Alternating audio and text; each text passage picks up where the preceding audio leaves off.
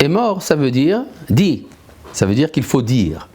Émor, à qui faut-il dire? Il faut le dire au prêtre. Émor et la Kohanim parle, dit quelque chose au prêtre. Et alors on s'attendrait à ce que le texte de la Torah continue en disant ce qu'il faut leur dire. Et alors la Torah nous dit tout simplement Ve'amarta elem, et alors tu leur diras. Mais on l'a déjà dit qu'il fallait leur dire. Donc il faut comprendre qu'en fait il y a ici deux phrases. Émor et la Kohanim bene Aharon, dit aux Kohanim qu'ils sont les fils d'Aaron. Ça veut dire que les Kohanim, les prêtres, sont des individus qui sont une sorte d'aristocratie spirituelle, mais que cette aristocratie doit être méritée. Il faut ressembler au fondateur de la famille des Kohanim, à Aharon. Émor et la Kohanim, bene Aharon. Il faut que tu dises aux Kohanim qu'ils sont les fils d'Aaron. Et c'est ce qu'on appelle en français noblesse oblige. Et alors viennent toute une série de règles concernant les Kohanim. À peu près la moitié de notre section hebdomadaire, la moitié de la paracha de Émor, ce sont une liste de règles concernant le comportement et l'intégrité même corporelle des Kohanim. Et on se demande à quoi ça sert exactement les Kohanim. Traditionnellement, dans certaines civilisations, les prêtres servent à assister le mourant. Vous savez que certains appellent le prêtre au moment de mourir pour se confesser.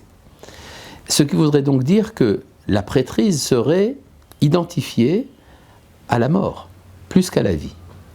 Or, ce que dit la Torah, c'est exactement le contraire. Il est interdit au Kohen d'être en contact avec un mort. Même interdit de s'introduire dans un lieu où est déposé un mort. C'est-à-dire que le Kohen est celui justement qui vient préserver la vie dans son intégrité. Et si on continue, on voit que c'est également dans sa vie personnelle. Il n'a pas le droit d'épouser une femme divorcée. Il ne peut pas donc que dans sa vie conjugale, il y ait un contact avec l'échec. Or, le divorce est un échec de la réussite de la cellule familiale. Donc il ne peut pas être impur, il ne peut pas également être marié à une femme divorcée, et il doit également préserver sa pureté de manière générale, son intégrité corporelle. S'il y a par exemple, il se fait une atteinte à son corps, il sera impropre au service du temple. Contrairement à ce qu'on a pu trouver par exemple dans certaines mystiques orientales, l'idée que porter atteinte à son corps serait préférable, serait un acte de sainteté qui permet d'entrer en contact avec le divin. Or, ce que dit la Torah, ne serait-ce que s'il y a quelque chose d'abîmé dans l'œil, dans la lèvre, une verrue quelque part dans le corps du Kohen, eh bien, il ne peut pas être qualifié pour sacrifier dans le temple.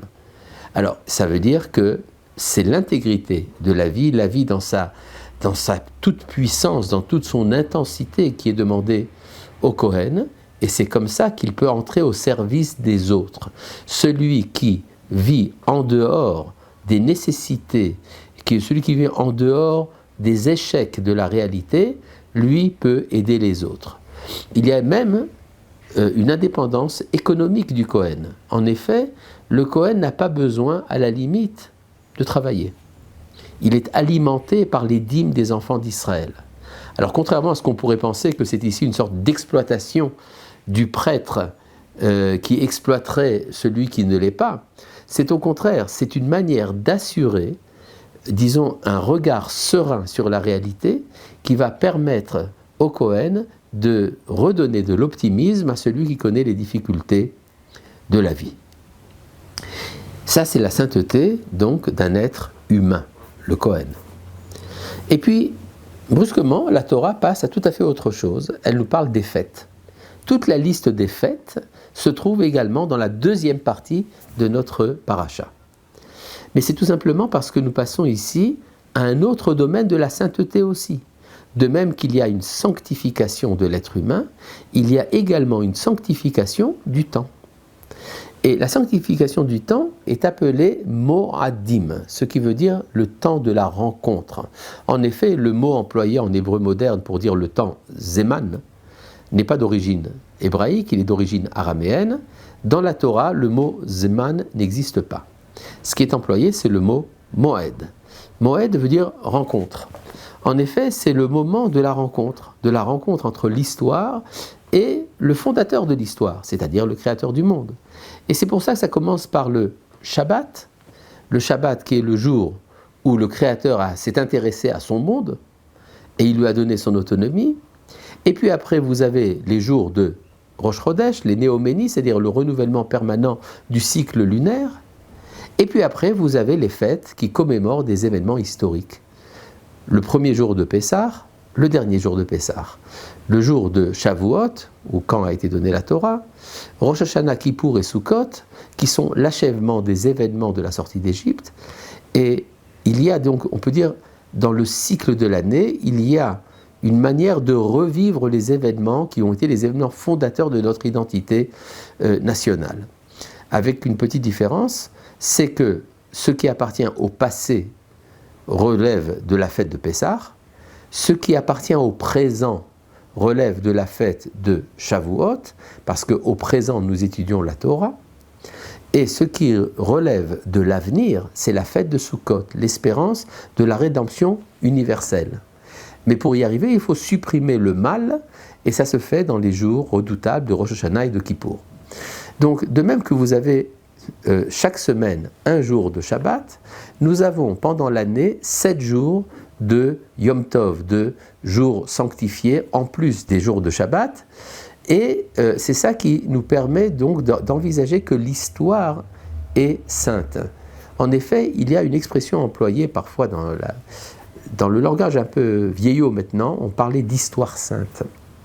Quand on parle d'histoire sainte, cela suppose qu'il y a une histoire sainte et une histoire profane. Et donc ça voudrait dire que le temps biblique serait le temps de l'histoire sainte, et puis qu'après les temps bibliques, eh bien c'est le temps du profane. Mais si on comprend bien ce que dit la Torah, c'est exactement le contraire. Ce que nous révèle la Torah, c'est que l'histoire est sainte. L'histoire jusqu'à nos jours et jusqu'à l'avenir, tout cela est le lieu de la rencontre entre le Créateur et sa créature, la réalisation d'un projet. Et ce projet continue à travers les fêtes qui viennent après le temps de la Torah, après le temps de la sortie d'Égypte. En effet, nous avons d'autres fêtes qui ont été instituées plus tard. La fête de Purim, la fête de Hanouka, de nos jours, le jour de l'indépendance d'Israël et le jour de la libération de Jérusalem. Tout cela est dans la logique de la sanctification du temps qu'indique notre paracha. Or, on ne peut pas être surpris par le fait que juste après la liste longue des fêtes de la Torah rajoute quelques règles qui, a priori, n'ont rien à voir avec notre sujet. Elle nous parle de l'allumage des lumières dans le tabernacle, la menorah, et de la disposition des pains de proposition sur la table sacrée dans le tabernacle. Qu'est-ce que ça vient faire là-bas ? Or, la dernière des fêtes, c'est celle de Sukkot. Et c'est comme si la Torah voulait nous dire que dans le temple, il y a les fondements des fêtes à venir. En effet, la Torah dit « Vaïdaber Moshe et Moadé Hashem el Bnei Israël » et Moïse a transmis les temps de Dieu aux enfants d'Israël. Ce qui peut être compris, Moïse a enseigné aux enfants d'Israël comment sanctifier d'autres temps dans l'histoire à venir. Et donc il nous dit, il y a une fête qui viendra un jour, après la fête de Sukkot, qui a son origine dans le candélabre du temple. Effectivement, c'est la fête de Hanouka. Et puis après viendra une autre fête, une fête qui sera faite d'un festin. Il s'agit de la fête de Purim. Et donc elle trouve son origine dans la table qui se trouvait dans le temple sur lesquelles on disposait les 12 pains. Et ça se passe au 12e mois, au mois de Hadar. Et puis après vient un épisode encore plus surprenant qui a l'air véritablement de n'avoir rien à voir avec notre histoire, c'est l'histoire du blasphémateur. Le blasphémateur apparaît et il est condamné à la lapidation. Et la Torah ne nous dit pas beaucoup de détails sur sa vie, mais elle nous dit qu'il était... il ne savait pas s'il était vraiment égyptien ou hébreu. En effet, sa mère était de la tribu de Dan, elle était hébreu, mais son père était égyptien, et donc il avait une identité un peu trouble. Il ne savait pas s'il appartenait à l'histoire de l'Égypte ou à l'histoire d'Israël.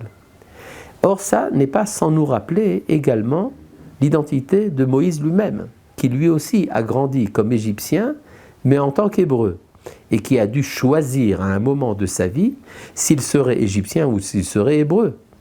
Et ce qui est surprenant, c'est que Moïse avait une difficulté à s'exprimer. Il était lourd de langage. Or, c'est exactement ce qui se passe avec le blasphémateur dans notre paracha. Il a également un problème dans sa parole.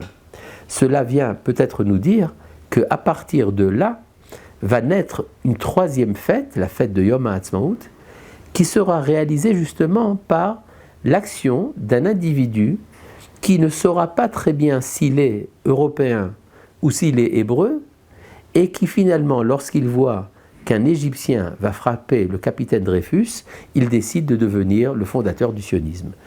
Et cela donc fait allusion également à la troisième fête, la fête de Yom HaAtzmaut que nous fêtons de nos jours. Donc on voit qu'il y a dans la paracha de Emor tout un ensemble d'invitations à la sanctification de la vie humaine par les Kohanim, la sanctification du temps de la sortie d'Égypte par les fêtes instituées par la Torah, et l'allusion à la possibilité de continuer à sanctifier l'histoire à travers les commandements indiqués à la fin de notre paracha.